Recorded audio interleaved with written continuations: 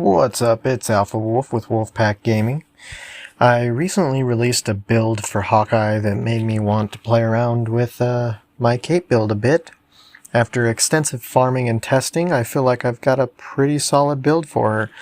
Today's video is going to be a guide on the finished version of that build.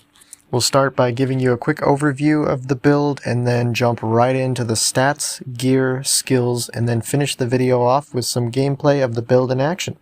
So let's jump right in.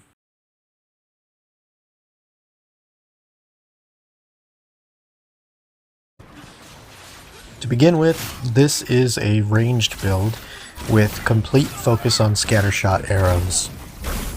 The main focus is to use her assault heroic to gather up enemies, then unleash a volley of scattershot arrows into the crowd repeatedly. With the perks I run, the build also has a heavy emphasis on plasma damage, which in turn will increase our damage output as well.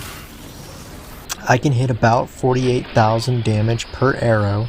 That's around 240,000 damage per volley, just to give you an idea of damage output, and that's without the major artifact.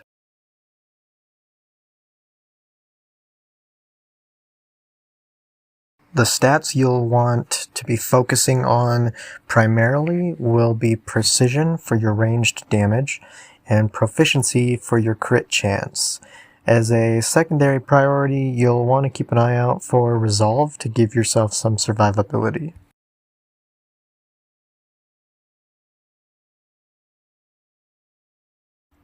Moving on to the gear, and beginning with the melee gear, we have Hive Mind's Edge. You get this from the Mega Hive, and it's actually got some really good perks on it that help with this build quite a bit. First and foremost, we've got Gamma Arrowhead, which gives our power attacks gamma damage. That's when you hold your heavy attack, you shoot out the demolition charges. This creates our battery effect with our plasma, which we'll get into next, but we have plasma on our scatter shot, so the two of them combined create the battery effect.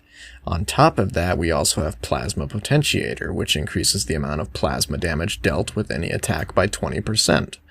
This will increase our scatter shot by 20% because, as I said, we have plasma on our scatter shot. Next, we have our ranged gear, which is targeted buff arrowheads. This is just a random drop that you can get from pretty much doing anything, but the big takeaway here is, first and foremost, we have the targeted buff, which has a 29% chance hitting an enemy with a ranged critical attack grants a damage buff. This is huge because you fire out 5 arrows per volley of scattershot.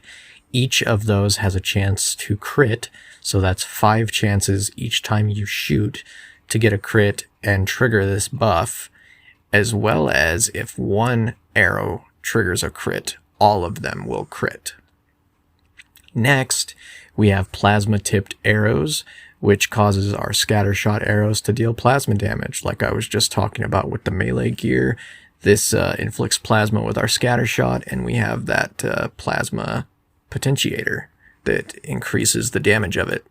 Next, we have our defense gear. A lot of people say that the defense gear doesn't really have any important gear to it, but honestly, I think this Hawkbird's bodysuit is pretty important. First and foremost, I got really good rolls on it. This is what drops on these rolls, which is Resolve and Resilience.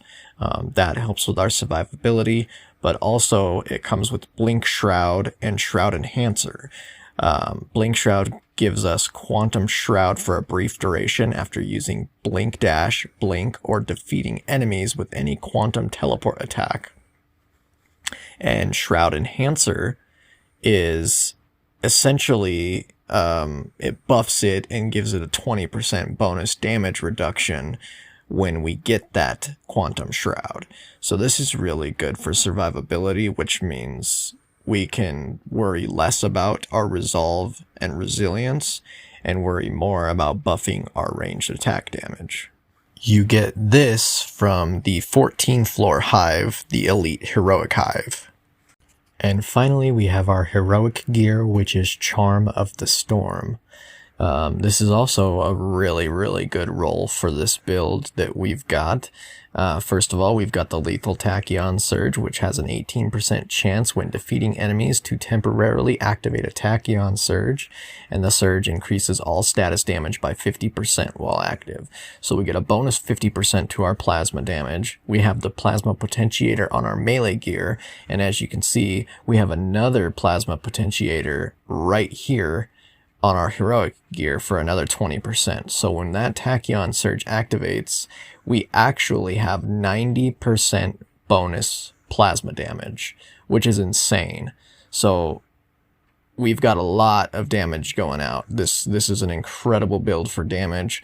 And like I said, that chest piece helps with the survivability. I mean, we've got 1161 defense rating as it is, but on top of that, we've got a base ranged rating of almost 2300.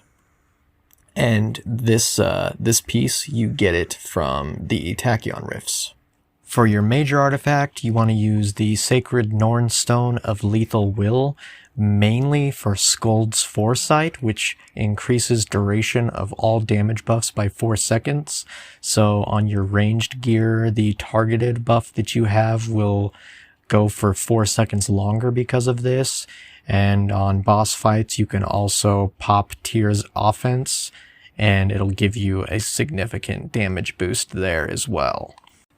As far as your minor artifacts go, you want to boost your precision. So try to find the blue ISO 8s that have like double or triple precision on them.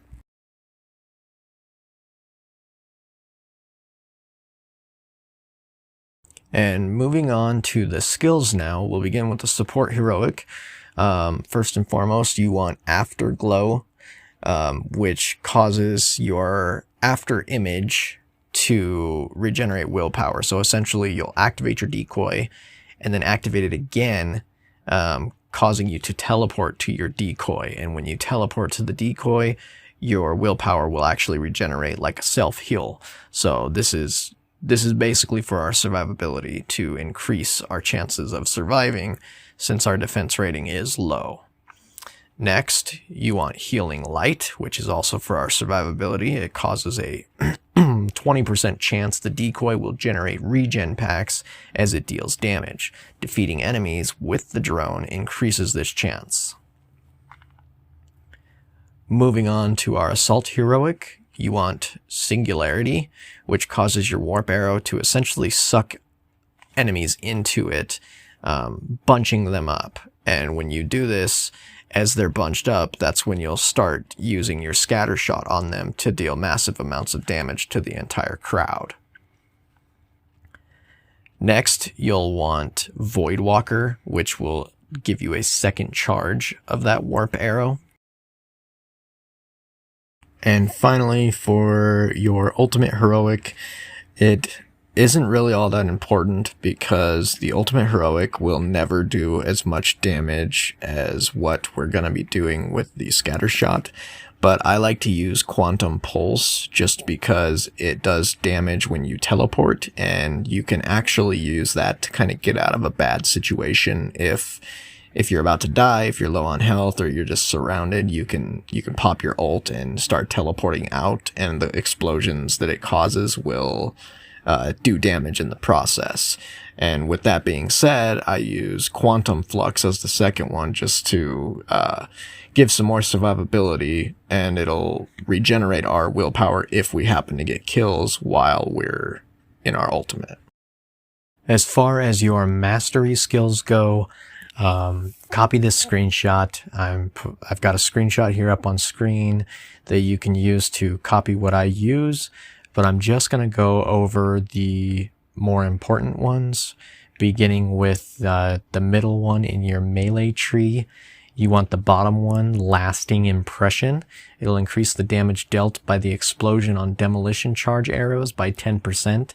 This is what I was talking about with the gamma. When you hold your heavy attack button, you'll shoot out demolition charges to essentially prime strong enemies with your battery effect. You'll prime them with gamma. Once they've got gamma, then you'll use your scatter shot with the plasma to deal battery effect damage.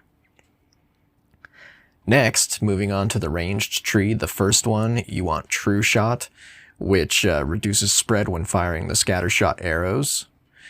And then the third one in the ranged tree, you want Archer's Prowess, which causes you to fire 2 additional arrows when using scatter shot for a total of 5. Finally, I'll leave you with some gameplay of the build to show you it in action. Hopefully you found this build helpful and enjoyed as much as I do. Don't forget to hit that thumbs up button if you liked the video. Comment and tell me what you think of Kate and this build.